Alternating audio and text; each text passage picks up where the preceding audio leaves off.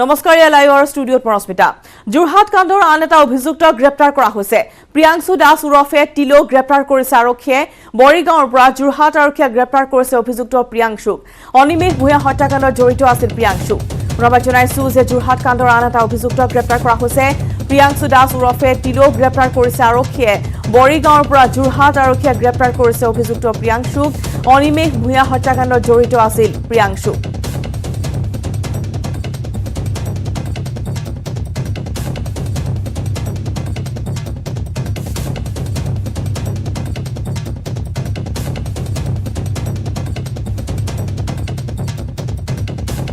গহপুৰৰ নিশা ভয়ংকৰ অগ্নিকাণ্ড সোণাপুৰ পঞ্চায়তৰ বিষ্ণুপুৰ গাঁৱৰ উদ্ধৱ নাথৰ ঘৰত সংঘটিত হৈছে অগ্নিকাণ্ডত জাহ যায় প্ৰায় ৪৫ লাখ টকাৰ সা সম্পত্তি খবৰ দিয়াৰ পিছতো উদ্ধাৰ উপস্থিত নহল অগ্নিনিৰ্বাপক বাহিনী শুই থকা অৱস্থাতে জুই লগাত কথমপিহে প্ৰাণ ৰক্ষা পৰিছে উদ্ধৱ নাথৰ লগতে পৰিয়ালটিৰ সদস্যসকলৰ কোনো দুষ্কৃতিকাৰীয়ে নিশা উদ্ধৱ নাথৰ ঘৰত জুই লগোৱাৰ সন্দেহ স্থানীয় লোকৰ অৱশ্যে প্ৰকৃতাৰ্থত সেয়া সঁচা নে আন কিবা কাৰণত অগ্নিকাণ্ডৰ সূত্ৰপাত হ'ল সেয়া এতিয়ালৈকে জানিব পৰা হোৱা নাই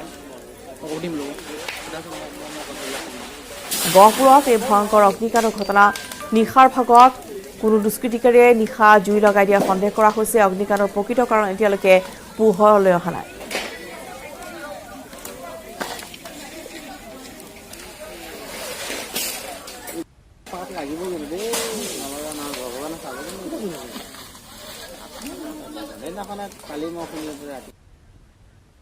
আৰু গহপুৰৰ নিশা এই ঘটনা আমি জনাইছো যে উদ্ধৱ নাথ নামৰ এগৰাকী ব্যক্তিৰ ঘৰত কোনো দুষ্কৃতিকাৰীয়ে এনেদৰে অগ্নিসংযোগ কৰাৰ সন্দেহ কৰা হৈছে উদ্ধৱ নাথৰ ঘৰত সংঘটিত হোৱা অগ্নিকাণ্ডৰ প্ৰকৃত কাৰণ এতিয়ালৈকে জানিব পৰা হোৱা নাই যিটো অগ্নিকাণ্ডত প্ৰায় ৪ পৰা ৫ লাখ টকাৰ সম্পত্তি ইতিমধ্যে ভস্মীভূত হৈছে ওচৰ চুবুৰীয়া মানুহৰ হাই উৰুমি শুনি আমি সকলো দৌৰি আহিছোঁ ৰাইজে আহি ইফালৰ পৰা যথেষ্ট মানুহে মানে পানী মাৰিছে কোনোবাই কিবা কৰিছে জুইখিনি যিকোনো প্ৰকাৰে দুটা ঘৰ নমালে যদিও ৩ নম্বৰ ঘৰটো কিন্তু বেৰ সম্পূৰ্ণ জ্বলি ছাই হৈ গৈছে এই মানুহ ঘৰৰ ওপৰত আজি দুদিনৰ আগতো এই মানুহ ঘৰৰ ওপৰত কিছুমান উপদ্ৰৱ চলিছে যে তেখেতৰ বাৰীত পাণ আৰু তেখেতৰ শাক পাচলি যথেষ্টখিনি অনিষ্ট কৰিছে বুলি আমি গম পাইছোঁ গতিকে ইয়াৰ উচিত তদন্ত হ'ব লাগে আমাৰ ৰাইজৰ হিচাপত আমি দাবী কৰিছোঁ তেখেতলোকৰ আজি আমি অনুমান কৰিছোঁ মিনিমাম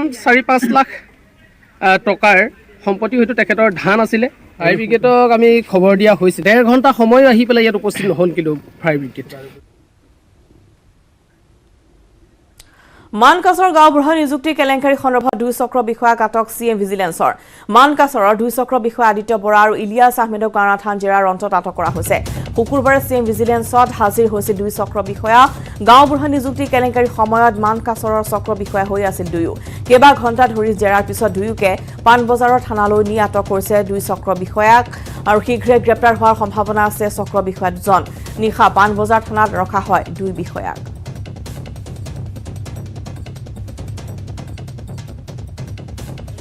ইনভেষ্টিগেশ্যন চলি আছে কি নামটো জানে পায় চাৰ্কল অফিচাৰ আছিলে তেখেতসকল এতিয়া তেওঁলোকৰ ইণ্টাৰভিউশ্যন চলি আছে মই আৰু ইয়াতকৈ বেছি একো ক'ব নোৱাৰোঁ কি কেনেকান্তত মতা হৈছে এই গাঁওবুঢ়াৰ এপইণ্টমেণ্টটো বিক্ৰম আদিত্য বৰা আৰু AK ইলিয়াছ এণ্ড আহমেদ মানকাছৰ এতিয়া নাই এতিয়া বেলেগ ইভিএমত হ'ব পৌৰসভা নিৰ্বাচন কেবিনেট বৈঠকত লোৱা হৈছে গুৰুত্বপূৰ্ণ সিদ্ধান্ত গৰুখুটিৰ ভ্ৰমণ প্ৰকল্প প্ৰতিজন মন্ত্ৰীয়ে পৰ্যবেক্ষণ কৰিব লাগিব আগন্তুক 10 দিনৰ ভিতৰতে প্ৰতিগৰাকী মন্ত্ৰী যাব গৰুখুটিলৈ বিশ্বনাথ মেডিকেল কলেজৰ বাবে ৫৮৪ কোটি টকা ঘোষণা কৰা হৈছে চৰাইদেউ মেডিকেল কলেজৰ বাবে ঘোষণা কৰা হৈছে ৫৫৭ কোটি টকা নাবাৰ্ডৰ পৰা বিশ্বনাথ আৰু চৰাইদেউ মেডিকেল কলেজলৈ অনুদান কোঅপাৰেটিভৰ ক্ষেত্ৰতো কিছু নতুন সিদ্ধান্ত লোৱা হৈছে এতিয়াৰ পৰা একে ঠাইতে পঞ্জীয়ন কৰিব পাৰিব কিবা কোনো কোঅপাৰেটিভ PWDৰ পৰা অন্য বিভাগলৈ ডেপুটেশ্যনত যাব নোৱাৰিব কোনো অভিযন্তা কেবিনেটে এটা সিদ্ধান্ত লৈছে অহা 10 দিনৰ ভিতৰত প্ৰত্যেকটো বিভাগৰ মন্ত্ৰীয়ে গৰুখুটি প্ৰকল্প ভ্ৰমণ কৰিব আৰু প্ৰত্যেকটো বিভাগৰ দ্বাৰা তাত প্ৰয়োজনীয় যিখিনি আঁচনি গ্ৰহণ কৰিব লগা আছে সেই আঁচনি গ্ৰহণ কৰিবলৈ সিদ্ধান্ত লোৱা হৈছে। ৰাজ্য চৰকাৰৰ পুঁজিৰ পৰিৱৰ্তে এতিয়া চৰাইদেউ মেডিকেল কলেজৰ বাবে 557 কোটি টকা, বিশ্বনাথ মেডিকেল কলেজৰ বাবে 564 কোটি 42 লাখ টকা ইতিমধ্যে নাবাৰ্ডৰ পৰা মঞ্জুৰ কৰা হৈছে আৰু আজিৰ কেবিনেটে এইটো সিদ্ধান্ত গ্ৰহণ কৰিছে। আৰু এটা গুৰুত্বপূৰ্ণ সিদ্ধান্ত লোৱা হৈছে, আমাৰ মিউনিচিপালিটিৰ যিবিলাক ইলেকশ্যন হ'ব, এতিয়া মিউনিচিপালিটিৰ হ'ব লগা ইলেকশ্যনত EVM ব্যৱহাৰ কৰিবৰ কাৰণে কেবিনেটে সিদ্ধান্ত গ্ৰহণ কৰিছে। অমিক্ৰণক লৈ শীঘ্ৰে অসম চৰকাৰ জাৰি কৰিব নতুন SOP। বহিৰাষ্ট্ৰৰ পৰা অহা লোকৰ ক্ষেত্ৰত থাকিব বিশেষ নীতি নিৰ্দেশনা। কেবিনেট বৈঠকত অমিক্ৰণক লৈ এই সন্দৰ্ভত আলোচনা চলে।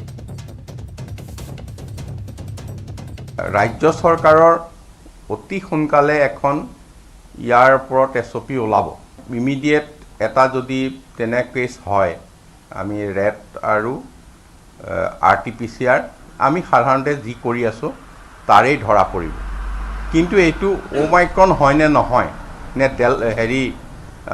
ডেল্টা ভাইৰাছে বা বিটা, গতিকে এই কথাটো মানে পৰীক্ষা কৰি উলিয়াবলৈ কলিকতাৰ হয় কল্যাণী যিটো লেবৰেটৰী তাত পঠাব লাগিব, নহ'লে পুনেত পঠাব লাগিব। গতিকে এইখিনি কাৰণে আমি যিখিনি প্ৰস্তুতি লাগে সেই প্ৰস্তুতিখিনি ৰাখিছোঁ। আমালৈ আহি থকা বাৰ্তা, সেই বাৰ্তা মতে ইয়াৰ বিশেষ অন্য কথা নাই, ফাষ্ট ট্ৰেন্সমিট। আগৰ ভাইৰাছে যদি এটা মানুহক ধৰিছিল, একেকোবে এইটোৱে মানে 50টা 100টাক ধৰি ল'ব মানে সেইখিনি সময়ৰ ভিতৰত। এইটো কথা আমি নিশ্চিত কৰিছে এটা। আৰু দ্বিতীয় কথাটো হৈছে, যিকেইটা স্বভাৱ হ'ব, জ্বৰ, কাহ, চৰ্দি, ঠিক এনেধৰণে দিছে আমাক, এইখিনিয়ে মানে থাকিব। কিন্তু এইটো এনেকুৱা নহয় যে ই আমাক অধিক ক্ষতি কৰিব পাৰিব। খবৰ ৰিজাম লাইভৰ সময় হৈছে বিৰতিৰ।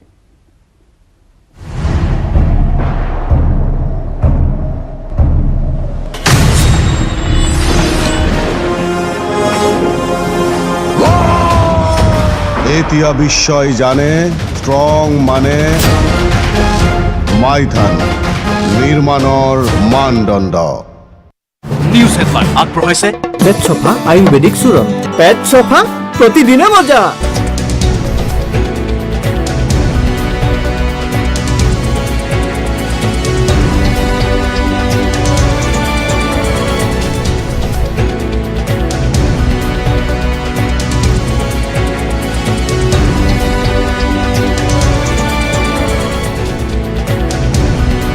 নিউজ হেডলাইন আগবঢ়াইছে পেট চফা আয়ুৰ্বেদিক চূৰণ।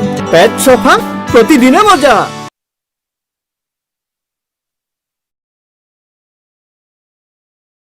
নদীবিলাক পাহাৰবিলাকৰ মাজেদি নদীবিলাক থাকেতো, নদীবিলাকৰ মাজত ধৰি লওক পাহাৰত গছৰ কাৰণে সিহঁতি বতাহটো ফ্ৰীলি হ'ব নোৱাৰে। নদীখিনিটো খালী পায়, তাতে খুব জোৰত একচুৱেলি এই বতাহটো বলে। এনেকুৱা আপুনি আৰু বেলেগ বেলেগ যিবিলাক নদী পাব তাতো এই বতাহটো আছে। গড় উইণ্ড বুলি কয় এইটো। ধৰি লওক আপোনাৰ যেতিয়া টেম্পাৰেচাৰটো ল' হৈ পেলাই যায়, সেইকাৰণে আপোনাৰ গধূলিৰ পৰা ষ্টাৰ্ট হয়।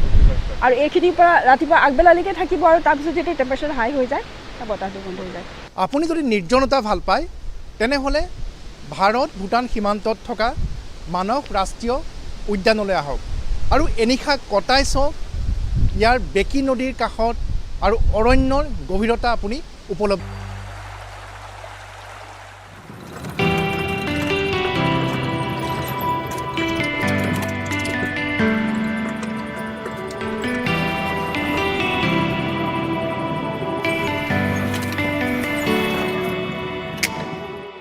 এতিয়া আহোঁ মূল ৰাষ্ট্ৰীয় উদ্যানখনৰ বিষয়লৈ।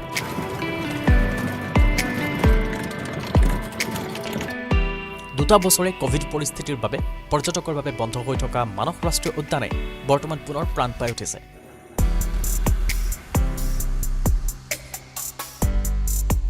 বৰ্তমান উদ্যানখনৰ প্ৰাকৃতিক সৌন্দৰ্য উপভোগ কৰিবলৈ আহিছে বহু দেশী বিদেশী পৰ্যটক।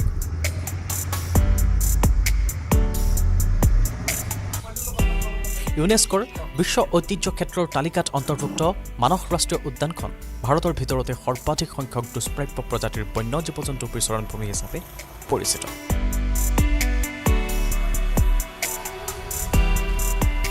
এই সংৰক্ষিত বনাঞ্চলখনক 1928 চনত 360 বৰ্গ কিলোমিটাৰ বনভূমিৰ মানস অভয়াৰণ্য হিচাপে আৰু 2837 বৰ্গ কিলোমিটাৰ সামৰি 1973 চনত লুপ্তপ্ৰায় ঢেকীয়াপতীয়া বাঘৰ সংৰক্ষণৰ বাবে ব্যাঘ্ৰ প্ৰকল্প হিচাপে ঘোষণা কৰা হয়।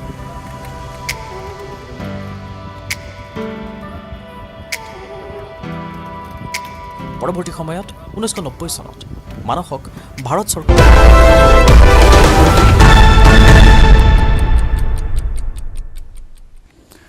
বাতৰিৰ মাজলৈ কৰোনাৰ ভেকচিন দিবলৈ গৈ লটি-ঘটি হ'ল স্বাস্থ্যকৰ্মীৰ। হৰ ঘৰ দস্তা কাৰ্যসূচীৰ জৰিয়তে ৰাজ্যজুৰি অব্যাহত থকা কোভিড ভেকচিন প্ৰদান প্ৰক্ৰিয়া চলি আছে যদিও একাংশ লোকে চলাইছে খেলি-মেলি। চৰম অস্বস্তিত পৰিছে এতিয়া স্বাস্থ্যকৰ্মীসকলো। ভেকচিন দিবলৈ যাওঁতে কোনো লোক যদি পলাই পত্ৰং দিছে, আন কোনো লোক আকৌ লিপ্ত হৈছে তৰ্কযুদ্ধত। কোনোৱে আকৌ উভতি ধৰি প্ৰশ্ন কৰিছে ভেকচিন দিবলৈ যোৱা লোকসকলক। একাংশ এনে লোকৰ বাবে এতিয়া মহাবিবাঙত পৰিছে স্বাস্থ্যকৰ্মী, আশাকৰ্মীসকল। আজি আপোনালোকক ভেকচিন দিবলৈকে আপোনাৰ চোতালত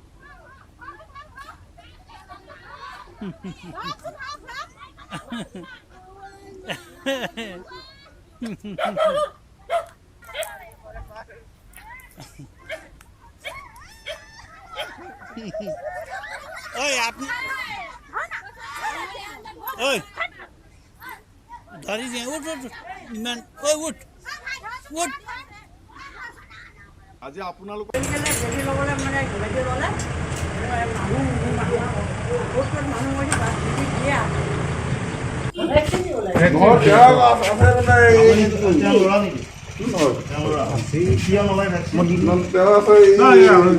সোমাবলৈ দিয়কচোন আপুনি সোমাবলৈ দিয়ক।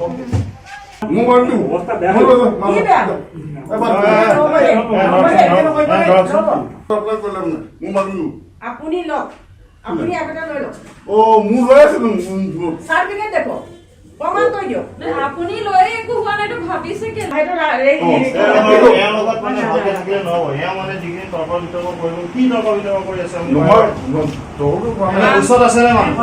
তেনেহলে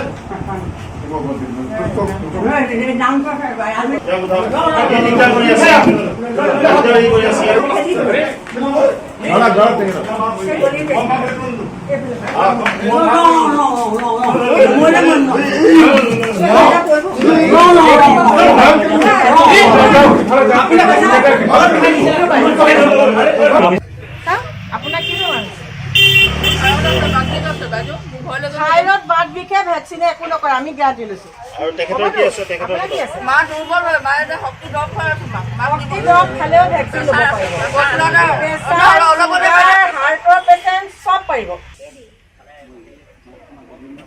কেতিয়াবা কাইতে দিনে তেতিয়াহ'লে 1 ঘণ্টা গ'ল। 1 ঘণ্টা সময় কিয় খাব আমাৰ? তেখেতক ইমান বেয়া ব্যৱহাৰ কৰিলে তেখেতে। কোন হয় তেখেত? তই কেলে কবি তেনেকে বুলি কৈ একদম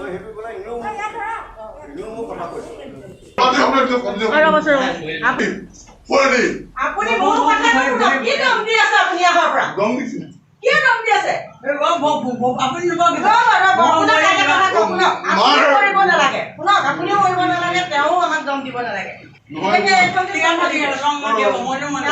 10 বজাত মই আপোনাৰ ঘৰলৈ আহিম আৰু এখেতে খালি খাই থাকিব নালাগিব।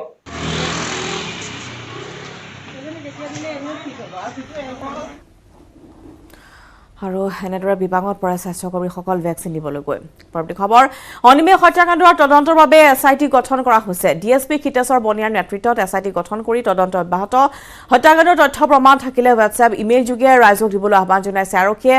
হোৱাটছএপ নম্বৰ 9435713910 দিব পাৰিব তথ্য প্ৰমাণ। তথ্য যোগান ধৰা লোকসকলৰ পৰিচয় গোপনে ৰখা হ'ব। যোৰহাটৰ আৰক্ষী অধীক্ষক অংকুৰ জৈনে সদৰি কৰিছে এই কথা।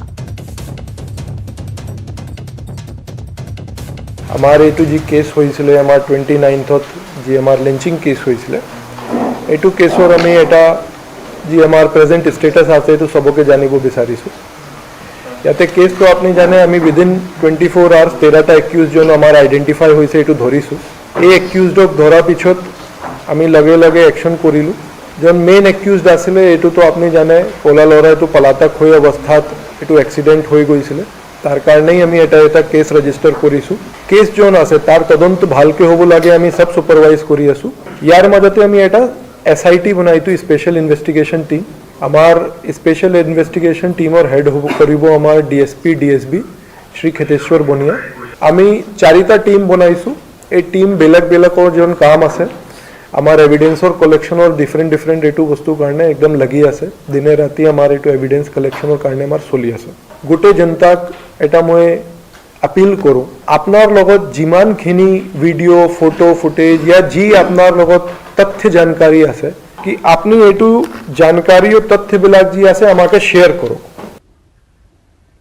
ৰঙিয়াৰ মুবাৰক ইছলামে লাভ কৰিছে নেপকাছৰ তৰফৰ পৰা 2021 বৰ্ষৰ ভাৰত ৰত্ন ডক্টৰ ভূপেন হাজৰিকা ৰাষ্ট্ৰীয় বঁটা ফটোগ্ৰাফী শিতানত মুবাৰক ইছলামে লাভ কৰিছে এই বঁটা ৱাইল্ড লাইফ ফটোগ্ৰাফীৰ বাদুলিৰ এখন বিশেষ ফটোৰ বাবে এই বঁটা লাভ কৰিছে মুবাৰকে গুৱাহাটীৰ জ্যোতি চিত্ৰবনত অনুষ্ঠিত এক বিশেষ অনুষ্ঠানত নেপকাছে প্ৰদান কৰিব বঁটা ফটোগ্ৰাফীৰ কোনো আনুষ্ঠানিক শিক্ষা গ্ৰহণ নকৰাকৈ এই বঁটা লাভ কৰি আনন্দিত মুবাৰক আগবঢ়াইছো ইনামুল ইছলামৰ এক ৰিপৰ্ট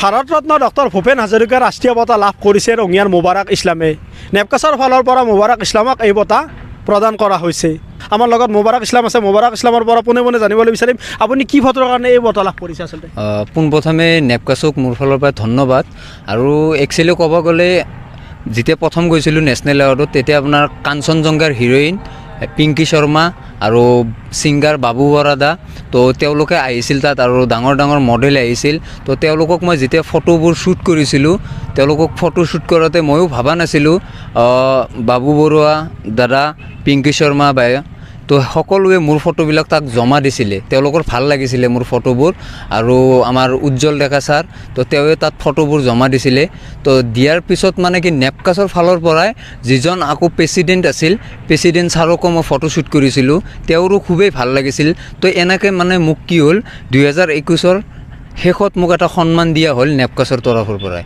আৰু বিশেষ কোনখন ফটো কাৰণে বিশেষ আপোনাৰ বাদুলিৰ ফটো এখন মই পঠাইছিলোঁ তো মানে কেমেৰাত চাই আছিল বিশেষভাৱে চাই আছিল তো সেই ফটোখনৰে মানে কি তেওঁলোকৰ আৰু বেছি ভাল লাগি গৈছিল এইটো ক'ত সন্মানিত কৰা হৈছে এইটো মোক গুৱাহাটী জ্যোতি চিত্ৰবন ডক্টৰ ভূপেন হাজৰিকা ওপৰত সেইটো মোক সন্মান কৰা হৈছিল আপুনি ফটোগ্ৰাফাৰ হিচাপত ধৰি লওক আজিকালি সকলোৰে মোবাইল হাতে মোবাইল সকলোৱে ফটোগ্ৰাফাৰ বুলিয়ে ক'ব বিচাৰে তেনেস্থলত আপুনি ফটোগ্ৰাফাৰ হিচাপত কি ক'ব বিচাৰে একচুৱেলি পাৰ্থক্যটো ক'ব গ'লে আৰু ইয়াৰ লগত সমস্যা লাইভ আৰু পাই বিদায় লোৱাৰ নমস্কাৰ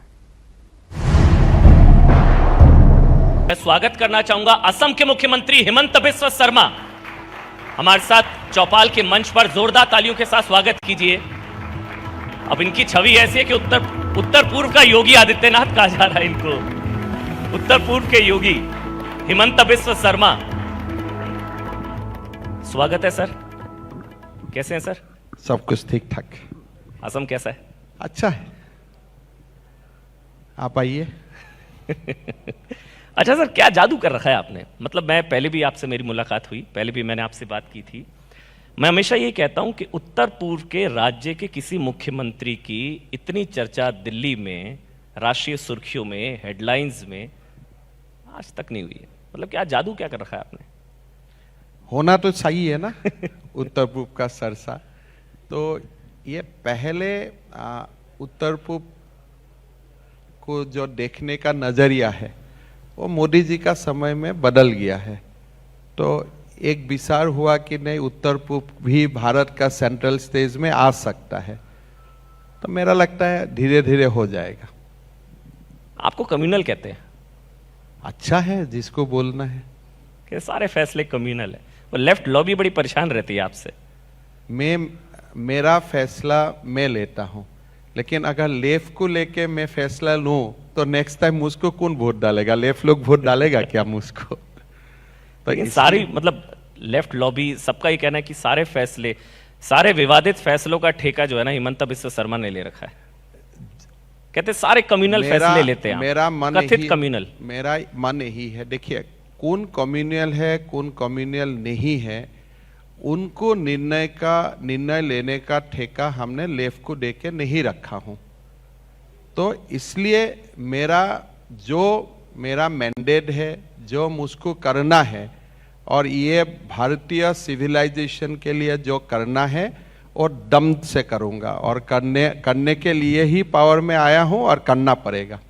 अच्छा, मैं अभी जब आ रहा था तो मैं एक रिपोर्ट पढ़ रहा था कि मई से लेकर अब तक 28 दुर्दांत अपराधी मारे जा चुके हैं और 48 जो हैं वो जख्मी हैं। ये ठोको वाली पॉलिसी जैसे यूपी में है वैसे ही असम में चल रही है। नहीं, ये तो फैक्चुअल पोजीशन है। इतना हादसा हुआ है, अच्छा हुआ है, इतना पकड़ा हुआ जाना है, अच्छा है या ठोके जाना अच्छा है? देखिए, ये मैक्सिमम जो 28 और 100 जो भी हुआ है, या तो वो लोग ड्रग्स का साथ इन्वॉल्व था या तो कोई रेप वगैरह काम में वो लोग इन्वॉल्व था। तो पुलिस का साथ मतभेद में मारा गया है या किसी को इंजूर हुआ है, तो हमने इंक्वायरी लगाया हूँ। अगर पुलिस ने कुछ किया है तो पुलिस का ऊपर व्यवस्था लिया जाएगा, लेकिन एक्सीडेंट है तो एक्सीडेंट ही है। तो आप क्या कर सकता है? ऐसे ही उत्तर प्रदेश में गाड़ी पलटती है। मैं उत्तर प्रदेश में क्या हो रहा है मेरा मालूम नहीं है, लेकिन असम में जो हो रहा है मैं ही आपको बता रहा हूँ। मैं असल में जब तुलना कर रहा था, वहां पर भी अपराधी मारे जा रहे हैं, यहाँ पर भी एनकाउंटर, वहां पर गाड़ी पलटती है, यहाँ पर एक्सीडेंट होते हैं, वहाँ बुलडोजर चलते हैं, यहाँ ड्रग माफियाओं पर बुलडोजर चलते हैं, वहाँ लव जिहाद, यहाँ लव जिहाद, वहाँ जनसंख्या नियंत्रण, यहाँ जनसंख्या, कोई कंपटीशन चल रहा है। देखिए, उत्तर प्रदेश में भी शादी होता है, असम में भी शादी होता है। उत्तर प्रदेश में पूजा होता है, असम में भी पूजा होता है। तो आपने खाली एक विषय क्यों बोला, बाकी भी बोलिए ना। मैं इसलिए कह रहा हूं कि ऐसा लगता है जैसे ना कोई योगी जी লগতে পৰ্যটনৰ সৈতে জড়িত লোকসকল